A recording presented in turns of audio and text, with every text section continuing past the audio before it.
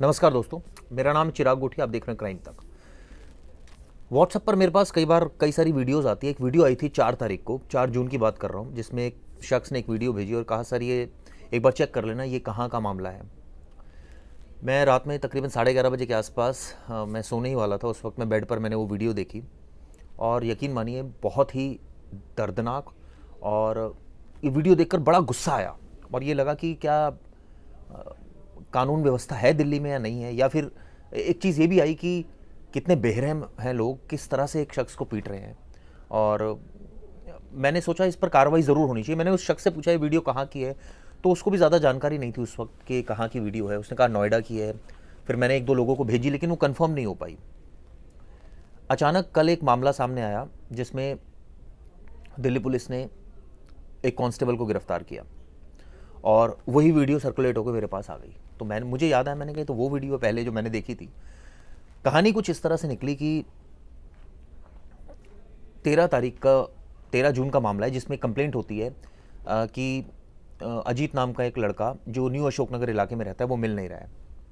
पुलिसकर्मी चूँकि कंप्लेंट लेकर जाते हैं तो यूजुअली कोशिश यही रहती है कि टरका दिया जाए कंप्लेनेंट को। यही हुआ, टरका दिया गया न्यू अशोकनगर थाने ने। उस वक्त ना एसएचओ प्रमोद कुमार एसएचओ होते थे, तो भगा दिया कि ठीक है देख लो अपने आप ही, यहीं कहीं गया होगा।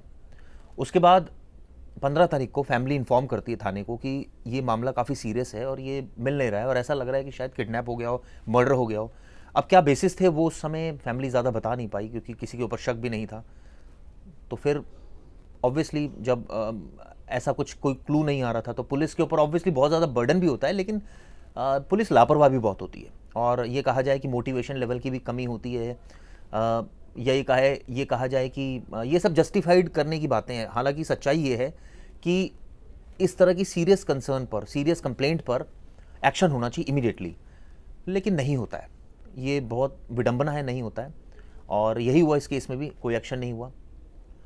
27 तारीख को यानी परसों से एक दिन पहले अचानक एकाएक डीसीपी ईस्ट है प्रियंका कश्यप, उनकी तरफ से डायरेक्शन हुआ कि इसमें मर्डर का केस रजिस्टर्ड किया जाए और एकाएक एक कांस्टेबल को गिरफ्तारी हो जाती है। और कांस्टेबल है शकरपुर थाना जो दिल्ली में लगता है, वहाँ का एक कांस्टेबल है जिसका नाम जो है वो जांच में जब पूरी इन्वेस्टिगेशन आगे बढ़ेगी तो मैं आपको बताऊंगा, अभी किन्हीं वजह से नहीं बता रहा हूँ। जब जांच आगे बढ़ी उसके बाद ये पता चला कि दरअसल ये कांस्टेबल का और अमित का जो मृतक है इसमें, उसका झगड़ा हुआ था। अब ये पुलिस के पास इंफॉर्मेशन कैसे आई कि ये कांस्टेबल इस मर्डर केस में इन्वॉल्व है, ये अभी जांच का विषय है। लेकिन ये आई कि ये जो शख्स गायब है अजीत, जो जून से ही गायब है, इनफैक्ट ये 4 जून से गायब था लेकिन कंप्लेंट 13 जून को हुई थी। पहले तो परिवार खुद ही खोजता रहा लेकिन उनको नहीं मिला। तो ये बात सामने आई कि इसमें किसी कांस्टेबल की भूमिका है। अब ये बहुत ही विश्वस्त सूत्रों ने पुलिस को बताई और उसके बाद सीनियर ऑफिसर्स ने बहुत एकदम इमीडिएटली प्रॉम्प्टली इसमें एक्शन लिया। उस कांस्टेबल को जो है वो गिरफ्तार किया, पकड़ा, उससे पूछताछ की, तो उसने अपना सारा जुर्म जो है वो कबूल कर लिया। उसने कहा उसी ने जो है वो मारा था और अजीत से उसका झगड़ा हुआ था। और जो वीडियो सामने है उसमें खुद जो ये कांस्टेबल है वो नज़र आ रहा है। दरअसल पांडव नगर थाने का एक कांस्टेबल है। पुलिस ने जब जांच की तो पूछा कि क्यों अमित को मारा उस वक्त, तो बताया कि अजीत को क्यों मारा। तो उसने बताया काफ़ी झगड़ा हो गया था, तू मैं हो गई थी, रोड रेस टाइप मामला लग रहा था। और ये जो कांस्टेबल था अपने कुछ दोस्तों के साथ था और शराब के नशे में धुत था। 4 तारीख की बात है, 4 जून की, जब ये गायब हुआ था अजीत जिस दिन, और इनका झगड़ा हुआ। उसके बाद ये वीडियो आप देखिए, मैं बीच बीच में वीडियो भी प्ले हम करेंगे, किस तरह से बेरहमी से उसको पीटा गया। और उसके बाद सिर्फ पीटा ही नहीं गया, इतना पीटा गया, उसको गाड़ी में डाल दिया गया और एकाएक कुछ समझ नहीं आया उन लोगों को और उसकी मौत हो गई।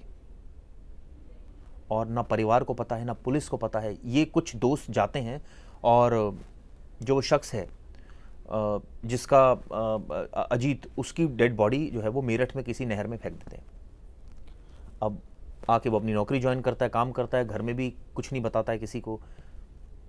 एक तरह से कहा जाए 1.5-2 महीना हो गया, अचानक किसी को कुछ भी नहीं पता। लेकिन एक इन्फॉर्मेशन पुलिस के पास ऐसी आ गई जिसमें ये पुख्ता हो गया था कि यही वो शख्स है जिसने मारा है। कुछ सीसीटीवी भी पुलिस खंगाल रही थी आसपास के, तो कुछ गाड़ी का नंबर भी आया उनके पास, तो गाड़ी पता लगाने की कोशिश की गई किसकी गाड़ी है, तो ये तमाम बातें साफ हुई। लेकिन आप सोचिए कि एक केस पर, इसमें एसएचओ की पहले जानकारी दे दूं, जो एसएचओ प्रमोद है उनको सस्पेंड कर दिया है। वो इसलिए सस्पेंड कर दिया क्योंकि उन्होंने अपनी जो भूमिका है वो ठीक से नहीं निभाई। और एक कंप्लेंट पर बैठे रहे। क्या इस कांस्टेबल की किसी से जानकारी थी जो इसके ऊपर एक्शन नहीं हो रहा था? दूसरी बात, अगर एक्शन मान लीजिए, चलिए एक रूटीन कोर्स में समझ लिया जाए कि इन्वेस्टिगेशन पुलिस के पास है, उनको आरोपी का पता नहीं लग पा रहा है, तो फिर अचानक कैसे पुलिस के पास ये जानकारी आ गई कि यही शख्स आरोपी है?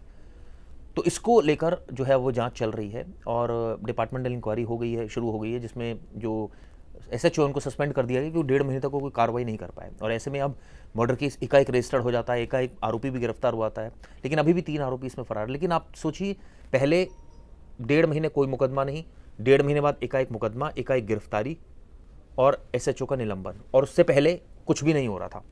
अगर शुरुआत में पुलिस एक्टिव होती तो शायद डेड बॉडी भी मिल जाती। अभी तक डेड बॉडी भी नहीं मिली, और अब ऐसे में इतने दिनों के बाद तो कोई बहुत मुश्किल है कि डेड बॉडी, ऑब्वियसली ना के बराबर ही उम्मीद है।